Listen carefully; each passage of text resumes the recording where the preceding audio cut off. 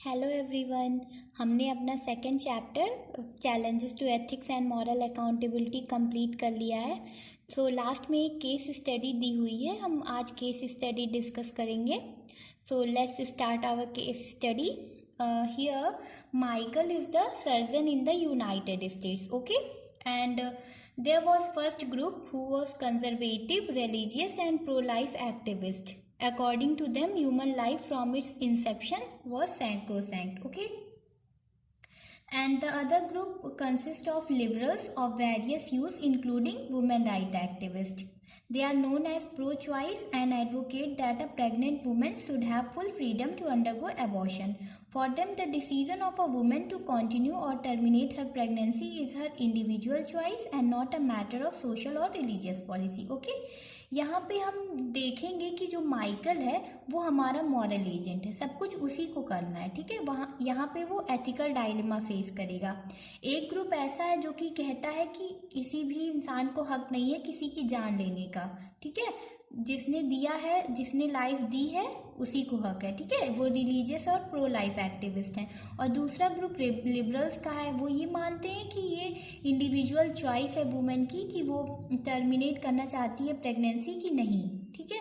लेकिन जो माइकल था उसके अकॉर्डिंग एबॉर्शन वाज रॉन्ग, ठीक। इसके बाद क्या हुआ कि एक लेडी आई जिसका नाम था मार्था। उसको डर था कि उसकी प्रेगनेंसी की वजह से हो सकता है उसकी हेल्थ ख़राब हो, तो उसको एबॉर्शन कराना था। बट यहाँ पे माइकल ने रिफ्यूज़ कर दिया क्योंकि वो ये मानता था कि लाइफ जो है वो बहुत सैक्रोसैंक्ट है, वो ऐसा नहीं कर सकता।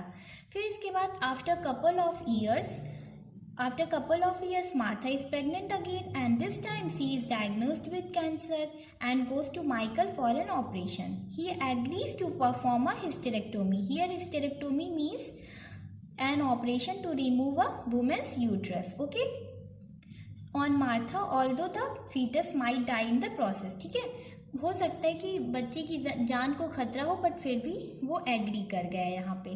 तो यहाँ पे क्वेश्चन दिया गया है, do you think that Michael's decision so his moral inconsistency. मतलब एक बार उसने हाँ किया, एक बार नहीं बोला, फिर हाँ बोला, वो कहाँ तक सही है कहाँ तक गलत है ये हमसे पूछ रहा है।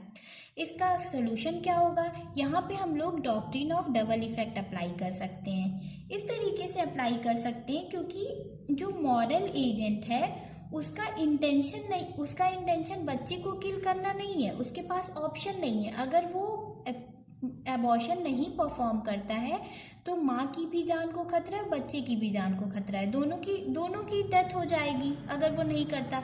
लेकिन फर्स्ट केस में उस लेडी को कोई बीमारी नहीं थी, वहाँ पे प्रोबेबिलिटी थी, उसको डर था कि उसके हेल्थ इश्यूज, वो कोई भी हेल्थ इश्यूज हो सकते थे, हो सकता है उसको हेल्थ इश्यूज ना भी होते, तो वहाँ पे उसका इंटेंशन रहता उस बच्चे को किल करने का, तो वो गलत रहता।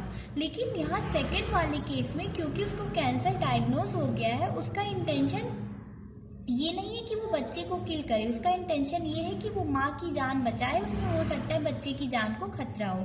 तो यहाँ पे डॉक्ट्रिन ऑफ डबल इफेक्ट यही कहता है ना। डॉक्ट्रिन ऑफ डबल इफेक्ट था क्या, अगर आप लोगों को याद हो तो डॉक्ट्रिन ऑफ डबल इफेक्ट वही होता है जिसमें दोनों कॉन्सिक्वेंसेज होते हैं, okay, bad as well as good. And if intention of the doer is not wrong then that act will not wrong, okay. तो यहाँ पे हम लोग doctrine of double effect apply करेंगे, ठीक। अब यहाँ पे ऐसी बहुत सारी चीज़ें होती है जैसे कि वॉर ऑफ सेल्फ डिफेंस होता है। अगर इंडिया पे किसी ने अटैक किया, ठीक है, जैसे इंडिया में अभी अटैक हुआ था, वहाँ पे हमारे सीआरपीएफ के कई सारे लोग मारे गए थे, तो इंडिया ने स्ट्राइक किया था, ठीक है।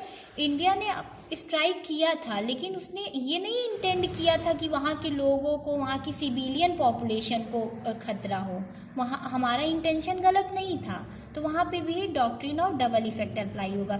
अच्छा चलिए मान लीजिए अगर ये कहें कि यहाँ पे अगर माइकल की जगह उस लेडी के बारे में पूछा गया होता कि उस लेडी ने जो किया वो सही था कि गलत था, ठीक है, आप कैसे जस्टिफाई करेंगे। तो यहाँ पे अगर वो लेडी पहली बार गई अबॉर्शन कराने के लिए तो उसका एक्ट आप क्या मानेंगे।